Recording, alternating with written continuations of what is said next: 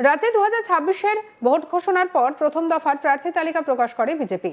সেই তালিকায় দেখা যায় প্রত্যাশার মতোই নন্দীগ্রামের পাশাপাশি মমতা ব্যানার্জির বিপরীতে ভবানীপুরেও প্রার্থী হয়েছেন রাজ্যের বিরোধী দলনেতা শুভেন্দু অধিকারী। 2021-এর ভোটে নন্দীগ্রামে মমতা ব্যানার্জিকে 1956টি ভোটে হারিয়েছিলেন শুভেন্দু। আর এরপর ভোট ঘোষণার আগে থেকেই তিনি বলেছিলেন ভবানীপুরেও মমতা ব্যানার্জিকে হারাবো। এরপর মঙ্গলবার 17 মার্চ তৃণমূলের প্রার্থী তালিকায় নন্দীগ্রামে শুভেন্দু অধিকারীর বিরুদ্ধে বা বিপরীতে প্রার্থী করা হয়েছে একসময় শুভেন্দুরই খাস লোক পবিত্র করকে। আর এই পবিত্র কর সম্প্রতি অভিষেক ব্যানার্জির হাত ধরে তৃণমূলে যোগ দেন বিজেপির থেকে। রাজনৈতিক মহলের প্রশ্ন, শুভেন্দু অধিকারীর বিরুদ্ধে নন্দীগ্রামে কি তৃণমূলের কাউকে পেলেন না মমতা ব্যানার্জি, অভিষেক ব্যানার্জিরা? কি বলেছেন অভিষেক ব্যানার্জি, শুনবো। তমলুক দীপেন্দ্র নারায়ণ রায়, পাঁশকুড়া পূর্ব অসীম কুমার মাঝি, পাঁশকুড়া পশ্চিম সিরাজ খান, ময়না চন্দন মণ্ডল, নন্দকুমার সুকুমার দে, মহিষাদল তিলক চক্রবর্তী, হলদিয়া তাপসী মণ্ডল, নন্দীগ্রাম পবিত্র কর, চণ্ডীপুর উত্তম বারিক, পটাশপুর পীযূষ পান্ডা। এদিকে প্রার্থী তালিকা ঘোষণা হতেই তৃণমূলের প্রার্থী পবিত্র করকে ঘিরে উচ্ছ্বাসে মেতে ওঠেন দলের কর্মী সমর্থকেরা। পবিত্র কর জানান তিনি খুবই আনন্দিত, অল্প সময়ের মধ্যে দল যে তাকে আস্থা এবং ভরসা করেছে এটাই তার বড় প্রাপ্তি। শুভেন্দু অধিকারী তার বিপক্ষে প্রার্থী, এ নিয়ে তিনি কিছু ভাবছেন না বলে জানিয়েছেন পবিত্র কর। শুভেন্দু অধিকারী জাতীয় স্তরে রাজনীতি করেন, তিনি নন্দীগ্রামের ভূমিপুত্র, তিনি সেভাবেই রাজনীতি করবেন। তার বিরুদ্ধেও প্রচুর মামলা রয়েছে। তিনি বলেন নন্দীগ্রামে অজস্র মিথ্যে মামলা রয়েছে, যদি তারা ক্ষমতায় আসেন তাহলে তারা এই সমস্যার সমাধানের চেষ্টা করবেন। কি বলেছেন পবিত্র কর, শুনবো। আমি আজও সনাতনী আছি, ভবিষ্যতেও থাকবো। হিন্দুত্ব বলতে তো রাষ্ট্রায়ত্ত, ভারতীয়ত্ব। হিন্দুত্ব বলতে কোনো এক জাতিকে আক্রমণ করানো, কোনো নির্দিষ্ট জাতিকে আক্রমণ করানো। প্রকৃত হিন্দুত্বের অর্থ বুঝতে হবে, জানতে হবে। বিজেপি সবাইকে নিয়েই। শুভেন্দু অধিকারী আপনার বিপক্ষে প্রার্থী, কি বলবেন তাকে? বিপক্ষে কে আছে জানি না, আর জানার প্রয়োজন নেই। কিন্তু আমি আমার কাজ করব, আমার ভালোবাসা, আমার মানুষজন আমাকে যেভাবে স্বতঃস্ফূর্তভাবে ভালোবাসে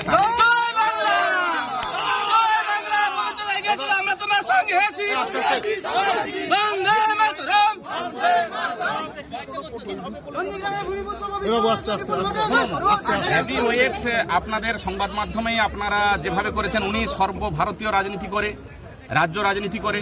আমি কিন্তু নন্দীগ্রামের রাজনীতি করি। নন্দীগ্রামে আমার জন্মভূমি, সেই হিসাবে আমি আমার লড়াই দেওয়ার চেষ্টা করি।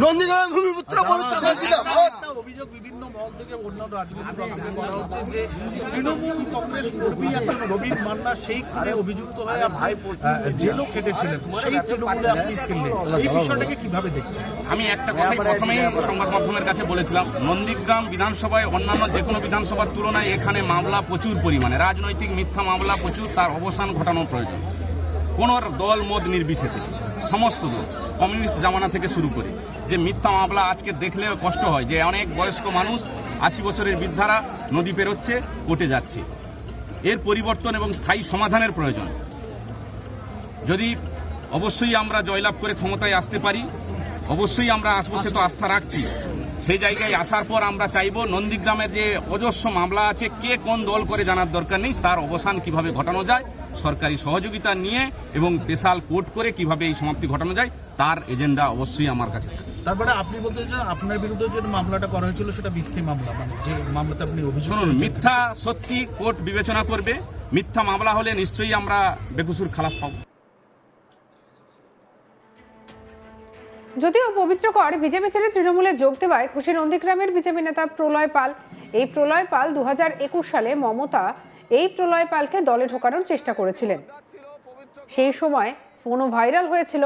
সেই প্রলয় পাল পবিত্র করের তৃণমূলে যোগদান প্রসঙ্গে বলেন, দেখুন এখানটায় একটি গদ্দার ছিল পবিত্র কর, আর এই এলাকায় একটি পবিত্রকরের এলাকা। পবিত্রকরের বাড়ি এখানটায়। এখানকার মা বোনেদের উপস্থিতি দেখুন। পবিত্রকরের মতো জালিয়াত চিটিংবাজ এটা হচ্ছে রাজনৈতিক ব্যবসায়ী। এরা কোনো দলের সম্পদ হতে পারে না। পবিত্রকরের সঙ্গে দল আজকে 6 মাস আগে থেকে সমস্ত রকমের সম্পর্ক ত্যাগ করেছে। এর চিটিংবাজি জালিয়াতের জন্য একে 6খানা পদ থেকে সরিয়ে দেওয়া হয়েছে।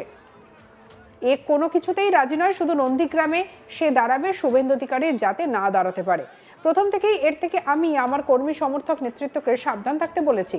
তারা সাবধান ছিল। পবিত্রকরে তৃণমূলে যোগদান করার সঙ্গে সঙ্গে আজ তারা পথে নেমেছে। কি বলছেন প্রলয় পাল, শুনবো। দেখুন, এখানটায় একটি গদ্দার ছিল পবিত্রকর। এই এলাকা, এটা পবিত্রকরের এলাকা, পবিত্রকরের বাড়ি এখানটার মা বোনেদের উপস্থিতি দেখুন। পবিত্রকরের মতন জালিয়া চিটিংবাজ এরা হচ্ছে রাজনৈতিক ব্যবসা। এরা কোনো দলের সম্পদ হতে পারে না। পবিত্রকরের সঙ্গে দল আজকে 6 মাস আগে থেকে সমস্ত রকম সম্পর্ক ত্যাগ করেছে এর চিটিংবাজি জালিয়াতির জন্য। একে 6খানা পদ দেওয়া হয়েছিল। এ কোনো কিছুতে রাজি নয়, শুধু নন্দীগ্রামে সে দাঁড়াবে শুভেন্দু অধিকারী যাতে না দাঁড়াতে পারে। এর মতন জালিয়াত চিটিংবাজ একে প্রথম থেকে আমরা জানি এবং প্রথম থেকেই এর থেকে আমি আমার কর্মী সমর্থক নেতৃত্বকে সাবধান থাকতে বলেছি। তারা সাবধান ছিল। পবিত্র যোগদান করার সঙ্গে সঙ্গে আজ তারা পথে নেমেছে। এই সমস্ত ছেলেগুলাকে দেখছেন, এরা ছিল পবিত্রের ডান হাত বাম হাত। সারাদিন পবিত্রকে নিয়ে বইতো আর সারাদিন পবিত্রের সঙ্গে থাকতো। এরা কি করে পবিত্রকে জব্দ করতে হয় এরা করে দেবে। শুভেন্দু অধিকারীকেও লাগবে না, আমাদেরও লাগবে না। এরাই 100 আর বুকের মা বোনেরা 100। ওর মতন চিটিংবাজ জালিয়াত মাটি চোরকে জব্দ করার জন্য আর কাউকে লাগবে না। মিঠুন টাঙ্কু এরা যারা আছে এরাই দেবু, এরাই 100। 420 মাল চিটিংবাজ মাল। 2021 সালে নন্দীগ্রামে মমতা ব্যানার্জি বনাম শুভেন্দু অধিকারী, 2026-এ সেটা ভবানীপুরে সরে গেল। এতে কি নন্দীগ্রামের যে একটা সম্মান, এটা বা একটা যে নির্বাচন এলে নন্দীগ্রাম একটা রমরমে ভাব, সেটা কি কোথাও হারিয়ে গেল? সকাল থেকে শুনছিলাম নন্দীগ্রামে ভূমিকম্প হবে তৃণমূল। তার চিটিংবাজ যে ডিজিটাল যোদ্ধা আছে তারাই প্রচার করছিল। দুপুরবেলা দেখলাম বিরাট ভূমিকম্প হয়েছে। বিরাট একটা অশ্বের ডিম কালীঘাটের টালির চাল থেকে বেরিয়ে পড়েছে। সেটা হচ্ছে আমাদের পবিত্রকে দিয়ে দিলাম ওদেরকে।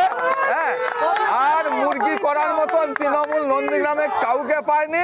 এই বিজেপি থেকে একটা মুরগিকে তুলে নিয়ে গেছে।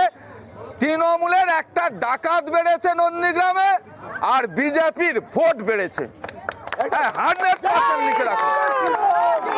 ময়নাতে চন্দন মণ্ডল নন্দীগ্রামে পবিত্রকর। তৃণমূল কংগ্রেস কি প্রার্থী পাচ্ছে না বলে বিজেপি থেকে যারা অব্যাহতি নিচ্ছে বা বিজেপি থেকে ভাঙিয়ে তৃণমূল কংগ্রেসের প্রার্থী? এ তো দীর্ঘদিন থেকে বলে আসছি যে নন্দীগ্রাম সহ পূর্ব মেদিনীপুরে তৃণমূলের পতাকা ধরার লোক নেই। অনেক দিন থেকে বলে এসছি। এরা একে তাকে যোগদান করে কালীঘাট থেকে কিছু টাকা পয়সা ইনকামের জন্য এইসব করে। সঙ্গে রাখুন আজ তাক বাংলাকে। অন্যান্য খবরের জন্য লাইক, কমেন্ট, শেয়ার, সাবস্ক্রাইব করতে ভুলবেন না।